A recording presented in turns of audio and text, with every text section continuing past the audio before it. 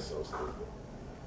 But moving on from college football here on 89.1, I think the college football polls are going to come out too for the playoffs. Playoffs are about to start soon. Moving into some Bronco hockey recap. The Broncos laid the smackdown on Michigan on Friday, 4-1.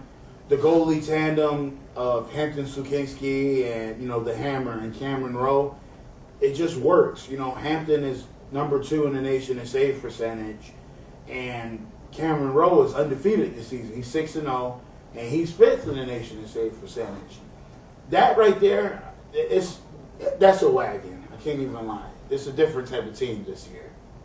Because in years past, we needed the defense last year. We needed that defense last year to protect Rowe as much as possible, and they did at times. But now it's a lot of more conformity. There's more relaxation because the defense is not only top notch, but the goaltenders, this is Swayman and Allmark, like I said before the show started. I was nervous at the beginning of the year because I didn't know if our defense, I didn't know if they were big enough or physical enough, but from what I've seen, it's definitely worked out because even though we don't have the tallest defensemen, they're fast and they just wear the other team out. They just don't get tired. That's what I say about this being a different team. In terms of size and stuff, yeah, they are, it's just smaller. It's a smaller team than last year when we had 10 players that were 6'3". But they're smaller, they're faster, and on top of that, they're young. Most of these players on the team are 19 years old, 20 years old, and I'm loving it because that's how young teams like Michigan and Denver and stuff are. This is Firschweiler's guys that he was talking about bringing in here all along.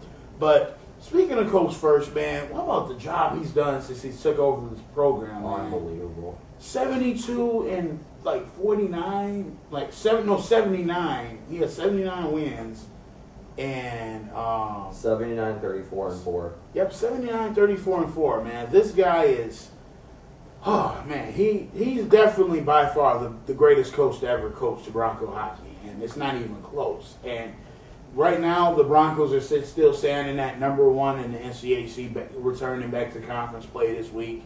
And it's going to be, I'm glad we played Michigan the week before this because don't be surprised and say, this is a shocker that the Broncos pulled this off at Lawson against the defending national champs.